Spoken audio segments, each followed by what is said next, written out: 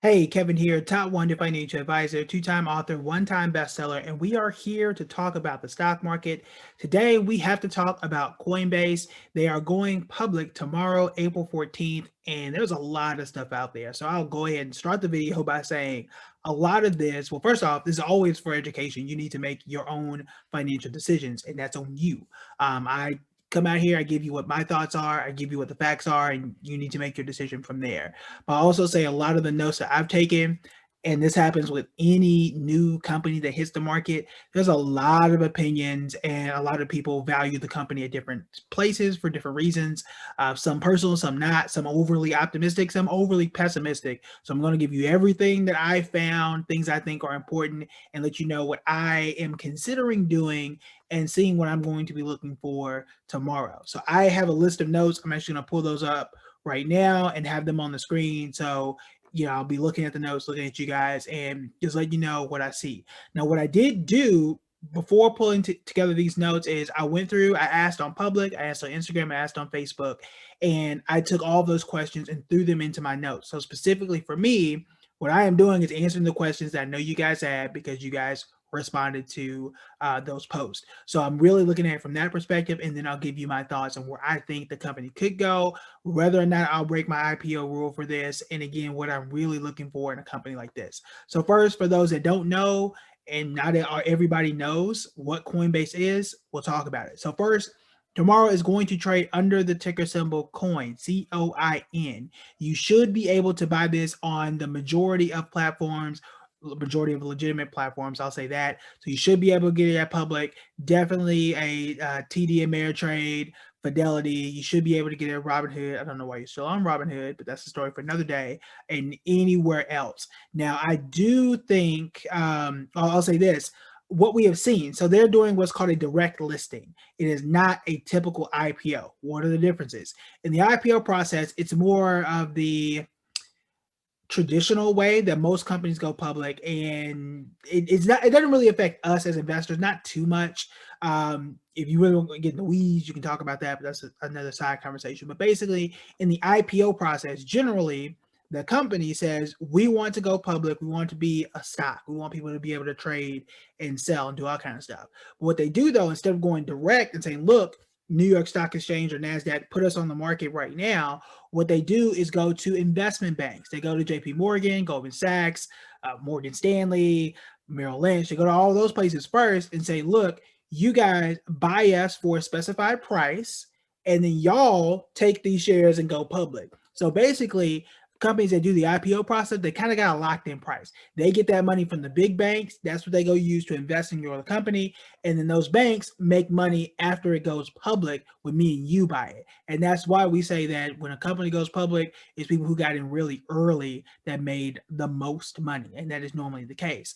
Also, in the case of Coinbase, I think there was a story from one of my friends, KC Financial Advisory, if I'm not mistaken. They put out a screenshot that Nas made like $100 million from Coinbase. Well, rich people do what's called private equity, which means that they get in way before we do. He got in 2013 and put money in then, and now the company is going public. What he put in then is worth a whole lot more now, but that's not the price that you and I get. It's not what we don't get that. We can still make some money from it, perhaps, if the company does well.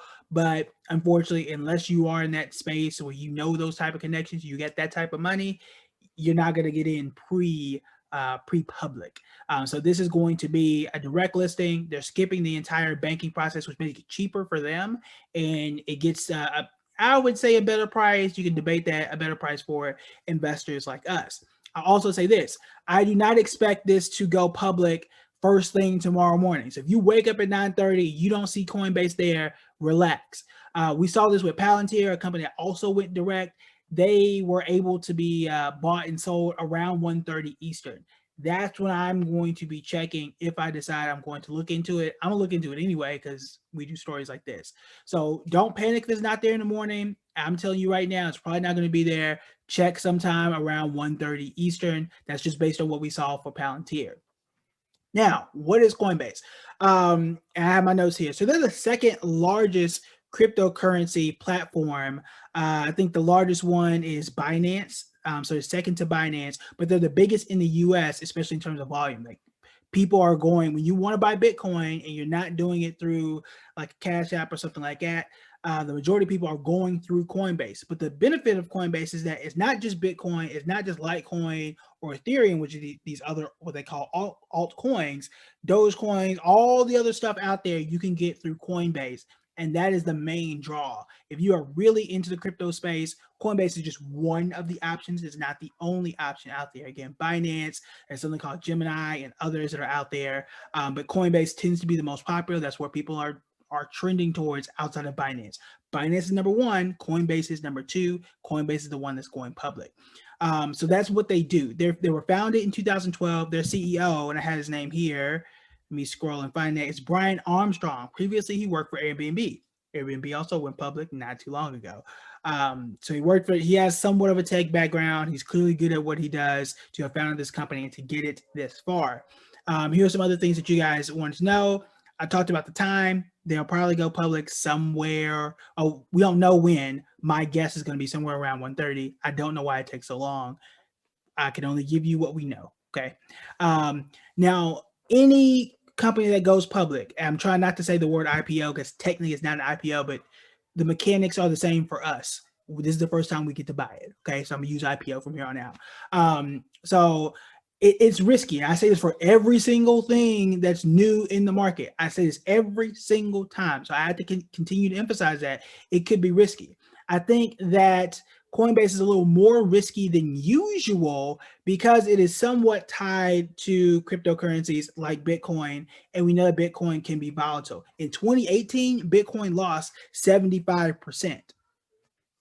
That's not normal, okay? That's not bad. That's not to say that you shouldn't invest in Bitcoin. You can make that decision for yourself. You guys know where I stand on Bitcoin, my updated position on where I stand with Bitcoin. However, if Bitcoin, for whatever reason, which I don't think is super likely, but it's possible, if Bitcoin and Ethereum, which again, those are like the top two things that are traded on this platform, if they fall out of favor or it starts to drop and people say, look, I don't want to trade crypto anymore, that is a big risk for Coinbase. Now, we'll see if that'll happen. We'll see. You have to judge to see how likely that's going to be. But that is the big risk. Like the majority of their money they make are from those trades. Every time you trade, you buy or sell, Coinbase is making money off of that. And I have a note for that you want to be concerned about. But other IPOs have been out there. And I'm just naming these. I'll tell you the year, whether they made or lost money. And I'm just telling you now, before any IPO, before any stock goes public, everybody talks about how great it could be or how bad it could be. Sometimes we're right, sometimes we're wrong. But it's also a long-term thing. I always talk about Facebook, how it was god awful the first year, first 18 months, and now it is what it is. So other famous IPOs, companies we should all have heard of at least. Blue Apron down 95%, 95% since 2017. It's been 4 years. It is still garbage. It almost never went up. So that one did not work out. Airbnb is up 26%. They went public near the end of 2020. Okay. DoorDash is actually down 15%. Okay. So it's still early for DoorDash and Airbnb. I don't know what's going on with Blue Apron. But it's still early for Airbnb. That can still do really well, still do terribly. Still early for DoorDash. I wasn't so high on DoorDash, but hey, it's down 15% now. These things can change. It's a super small segment of time. So I don't think 3, 4, 5 months is a great time to judge a stock that has only been out there for that long. Snowflake, a company I was very high on that I broke my IPO rule for, they're actually down 2.75%, still super early. C3 AI, a company I was pretty big on, I thought would have done extremely well. They're down 49% already. That's not great for them. Still super early, but down 49% is alarming. You got Roblox that just went public, 2 weeks or so ago? That's up 7%. And you got Spotify up 84% since 2018. Now, it's been 3 years for Spotify. I'll also say that it didn't start off all that great. And you should also remember that Spotify was one of the biggest companies that did go direct. So they didn't do the traditional IPO process like some of these companies did. They went direct and they're up 84% over 3 years. Keyword over 3 years, not in the first day. So you want to be very cautious and careful about that. As mentioned, where can you buy these? Public, Fidelity, TD. I put an asterisk in my notes for TD. Depending on where we think the stock is going to be in terms of like how much it's going to cost you, which I do have a range. That's all I can say is a range. You won't be able to do fractional shares at a place like TD. So you do want to, put that feather in your cap, because if it's a $400, $500, $600 stock and you don't have that much to throw down right now or tomorrow, or you don't want to put down that much, then you don't have the option of fractional shares at TD. You could have that option at Public and other places. So I wanted to throw that out there too. All right. So what are the financials? What are the profits? What are the good things? Are they making money?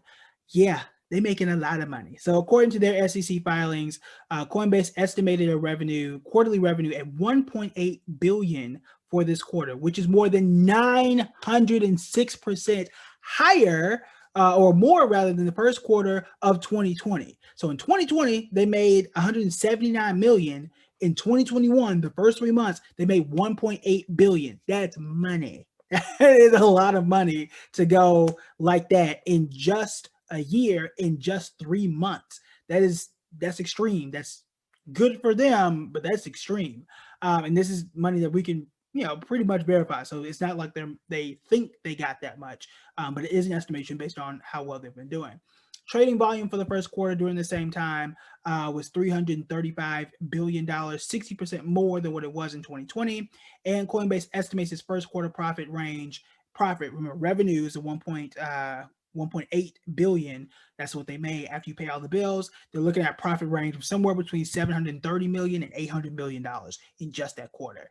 So that's good. That's really good. I like when my companies make money. I like when they're profitable. One of the last companies that went public that was profitable was Zoom, and they did pretty well. I also think that they got helped by the coronavirus, but hey, money is money for them, right?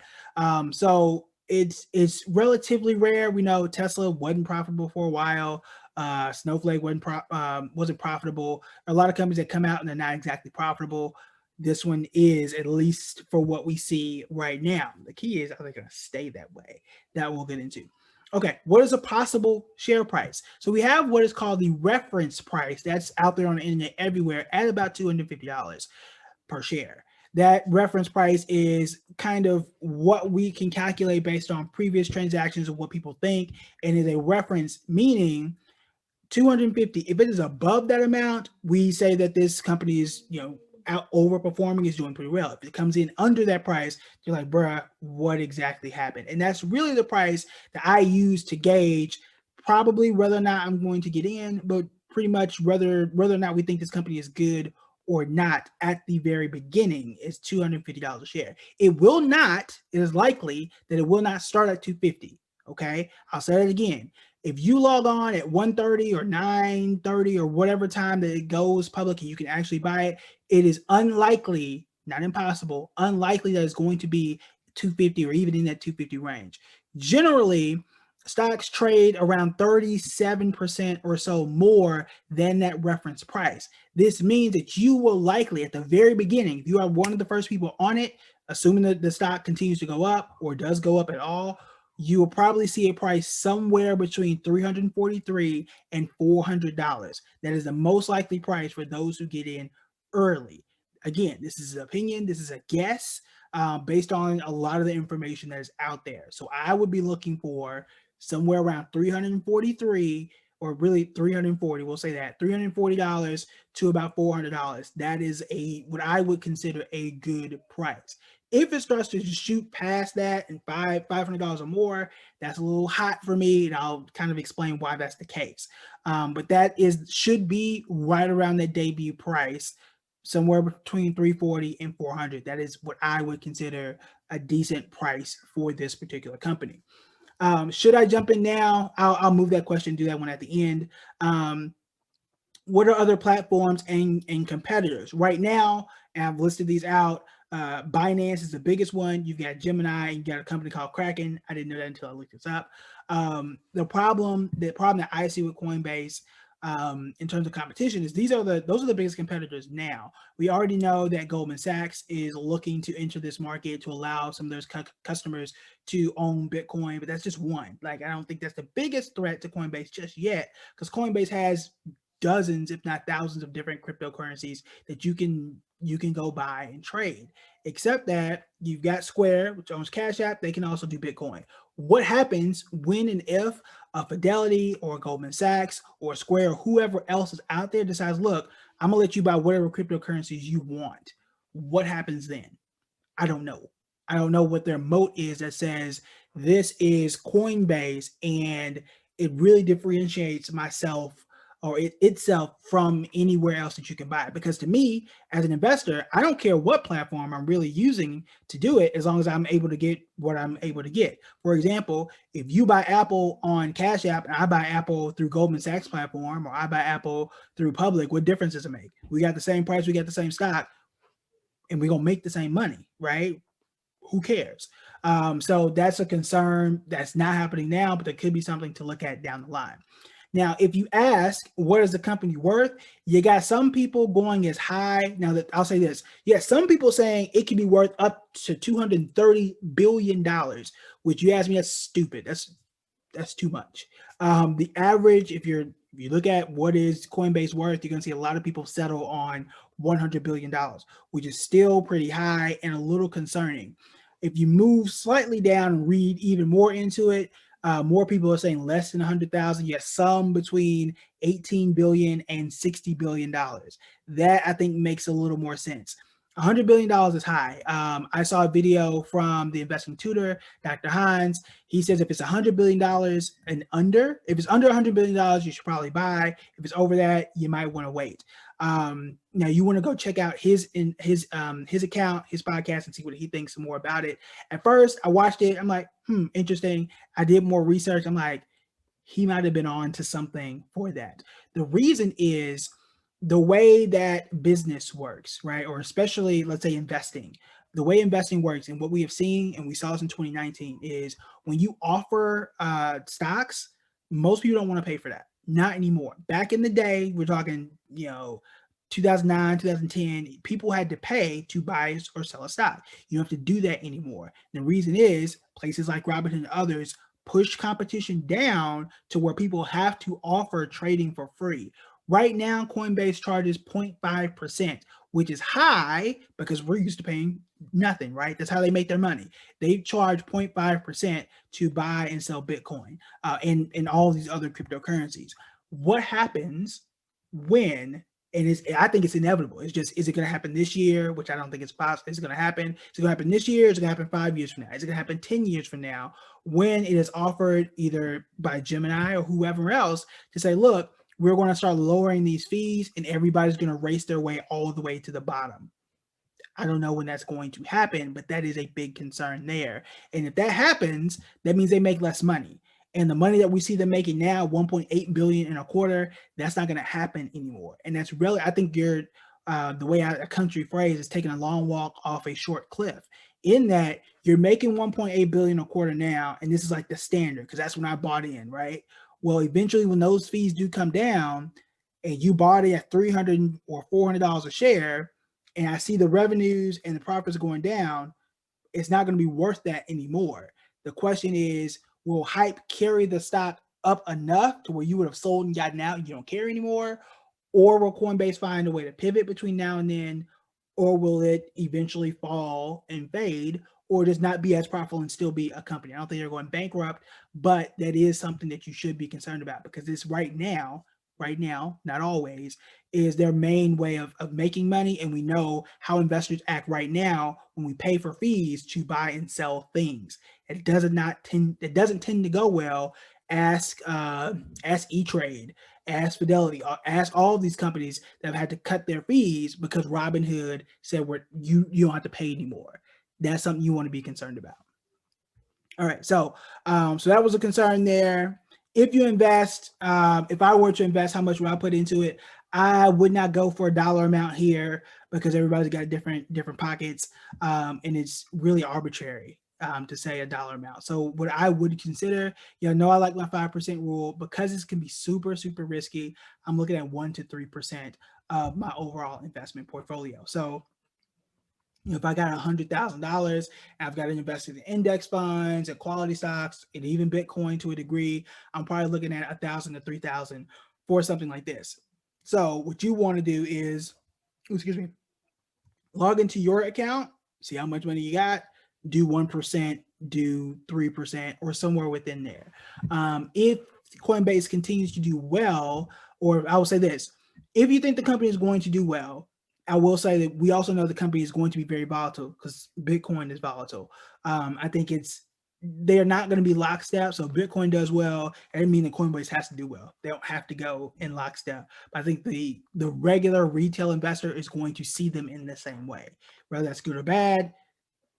That's a different story. But I think the retail investor is going to see them in the same way. And that's who runs the market right now, especially for Coinbase, because that's where they get the majority of the revenue. So if, let's say you log on and you see it's at $500 a share, there, because it's going to be volatile, you may be able to find you an entry point at that 340 to 400 range. So it will see drops. So if you don't get in at the very first minute and you don't get in at that price, and that's the price that I think it will debut at, I could be wrong there.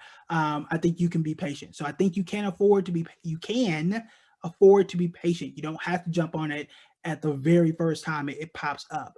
But just do keep your eye on if you choose to. But again, I'm looking at that 1 to 3%. That's there to protect you, because if it's not what people think, it's not this $100 billion company, it's not this $230 billion company, then you haven't lost your house. You haven't put in 50% of your money and lost it all, right? What if it's a Blue Apron? That's a possibility. Now, how likely is that? I can't tell you. What if it's a Snowflake where it's only down 3%, but it's down, and that's half of your money? You don't want to do that. So I think 1 to 3% is a good place to start. If things start to go well, you've already got that 1% in, you've got that 3% in, then maybe you can inch it up to 5.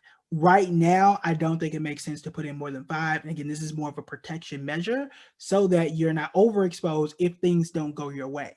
It's if it does well and it doubles tomorrow and it's up, so I don't know, 15, 20, 30% or even more by this time next year or by the end of 2021, great. Your 5% is still worth more, right? Your 3% is still worth more. Your 1% is still worth more. I would rather you be mad at me because you made money than be mad at me because you lost it, right? And first off, you should be mad at me at all because these are your decisions. I'm only laying out the facts. I'm not responsible for what people do and don't do.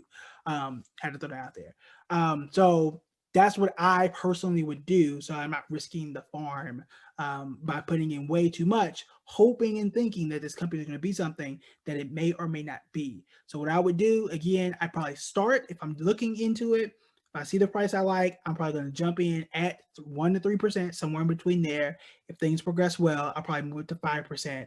And then whenever I reevaluate the company, whenever I reevaluate my entire portfolio, you can make changes at that point in time. All right, so next. Let's see, what else did you guys ask? All right, so the good things about the company, it has really strong revenues. The problem is that going to be consistent? Because in 2020, just like DoorDash, they had an explosion of people that were ordering. Okay, once I'm outside, am I ordering or am I going to a restaurant again? That's something you got to consider, right? If I don't have to wait for my food and it's probably cold, why do that when I can just walk in there right now, mask on, mask off, vaccine, whatever, and not have to sit here and wait. And then I get cold, soggy fries, which I really do not like. So that's something you want to consider there. There are a number of things that you want to be concerned about. Some people would throw us in bad categories, totally up to you. So only 9% of adults are investing in cryptocurrencies right now, according to MarketWatch. 66% are not interested at all in investing in cryptocurrencies. If 66% of adults in the US don't want to trade cryptocurrencies, and they don't want to be on Coinbase, and that's money that Coinbase is not getting. Now, I can flip that, and I tend to be a little more optimistic in this case. 66% are not interested now. They could be in the future. As it continues to grow in legitimacy, Bitcoins particularly, it starts to look a lot better. I'm one of those people who was not for it when the initial wave of people were jumping into it, like 2016, 2017, 2018, and it fell off by 75%. I was like, no, that's not for me. y'all don't understand what y'all are doing, and that turned out to be the case. But now we know more today than what we knew 3 or 4 years ago. So 3 or 4 years from now, maybe it's at 66%, maybe it comes down to 50 and continuously scales down. So I think that shows that it is a growing market and a market potential, that it could still grow, which is a good thing for Coinbase, because if I can get in now, only 9% of people are interested. What happens when that's 15%? What happens when it's 25%? That's something to consider. Now, on the flip side, if you want to be pessimistic about it, you could also say, well, guess what? What if I got Goldman Sachs out here saying, once it hits 10%, once it's 15% that people are interested, that's when I'm going to open my own shop and let people get whatever cryptocurrencies they want to from my new app, or what have you. The problem and the problem and fear, I guess, a legitimate fear that you can have from that is when a place like a Goldman Sachs, or even any of these existing investment apps, Robinhood, Fidelity, whoever else is out there, the disadvantage and concern there is that they already have the money and they already have the customers. So remember, as I mentioned this earlier, like a lot of people's 401k is through a place like Fidelity or Vanguard. When they move their money over to Fidelity, they already got $100,000, $200,000, $300,000, and all you got to do is say, I now offer Bitcoin, I now offer Dogecoin and Litecoin and all this stuff. And you already got the money there. What's the point of me opening a Coinbase account, figure out how to transfer all the money, and then do it there when I already got the big money here already? That's the concern. Will that happen? Could that happen?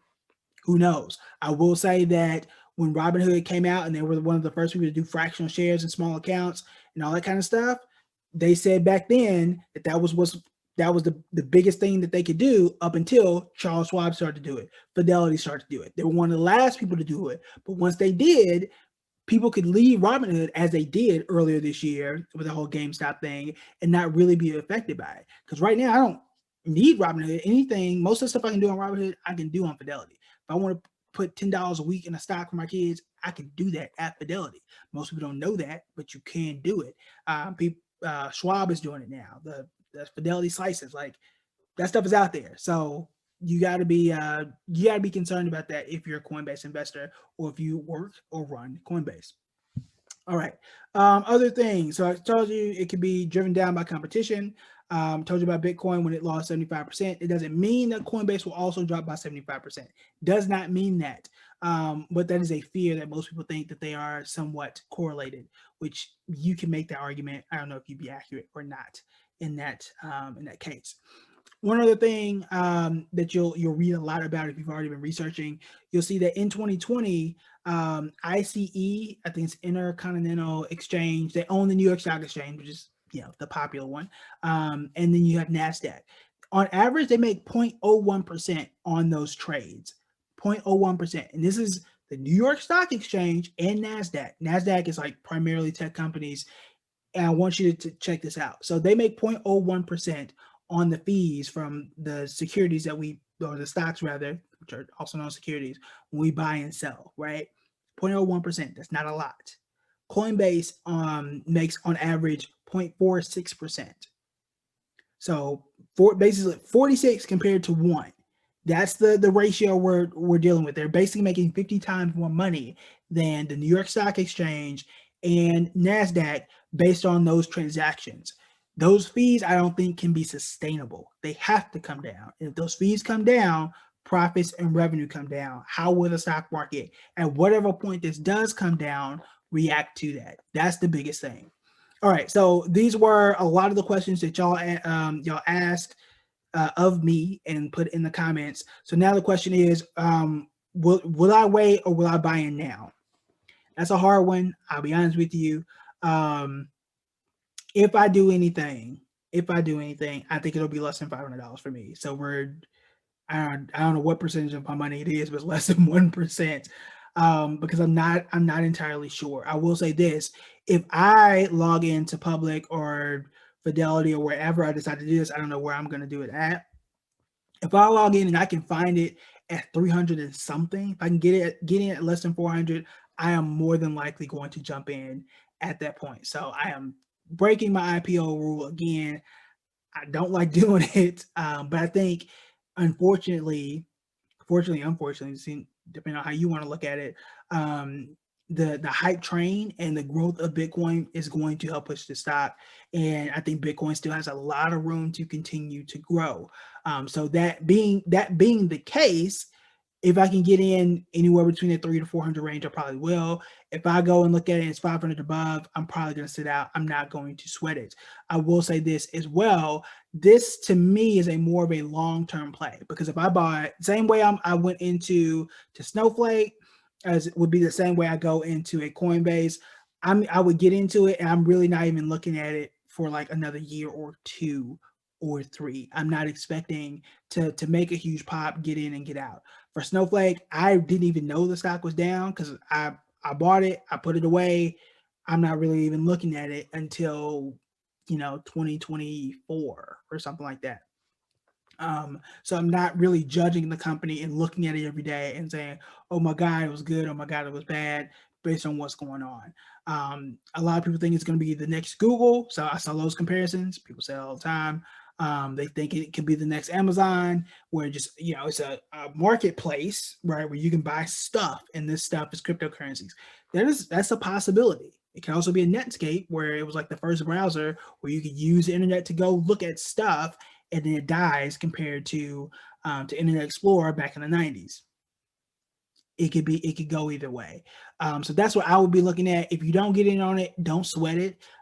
If the company is what we think it will be, and it's been around almost 10 years, it'll be 9 years this year. In 2022, it'll be around 10 years. It'll give us some more of a gauge. But that's what I will be looking for tomorrow. If it's above that $100 billion mark, which will take it well beyond that $400 range, some people at CNBC are saying 475 is where it's going to come out, and that's too much for me. I'm not doing it. Not for that price. I'll wait until it comes down if I feel like it at that point. But right now, if I can't get it at that price, I'm sitting out of it. I'm not going to sweat it. I am more than happy to let another IPO pass me by, because it's not the only time that you have to jump into it. You don't have to jump on everything and feel like you're going to miss out. I took a while to come around to Bitcoin until it made more sense to start to see more institutional support. And this is a part of that. I did a video, I think, on December 18th on Facebook. Should be on YouTube as well. It's definitely on Instagram, where I talked about this very thing, that Bitcoin was already trending in the right direction. And I said, would even trend even more in the right direction when Coinbase goes public. That time is now. So again, it's going to be volatile. So if you don't get in tomorrow, that's totally fine. You will have more opportunities. I do not think this is the best short-term trade. I will say that. That'll be the last thing I'll say. So I've been talking for a while. So someone asked long-term or short-term. The reason why I don't think it's a good short-term trade is because when I do short-term trades, I like to have a chart to say this is what the stock has done in the past, and I can measure out where it is most likely for something to happen. That's how I made money on Goldman Sachs. Is how I made money. I'm still in the Goldman Sachs trade. I forget the other stock that I was in that sold the other day. Intel. So when I was in Intel, I was able to say this is where the stock tends to be at. I can get in here, I can get out here. Well, if Coinbase is brand new, and for us, I have no idea what's normal. I don't know if 250 is normal. I don't know if $450 is normal. I don't know if $300 is normal. So I really need like a year and some change to decide whether or not I can get in and out. So if you do it, I think it's long term. If you do it, I would get it, and I'm not going to look at this thing until 2023, 2024. If it dips, I might consider getting more, but I would stick to that 1 to 3%, 5 if you want to be aggressive, but 1 to 3, get it, let it sit 1 to 3 years, and then kind of go from there. All right, so that's it for me. I know it was long. Make sure you hit the share button. Make sure you sign up for the email list, because we will be talking about this and more over the next few days. And that's it for me. Talk to you guys later.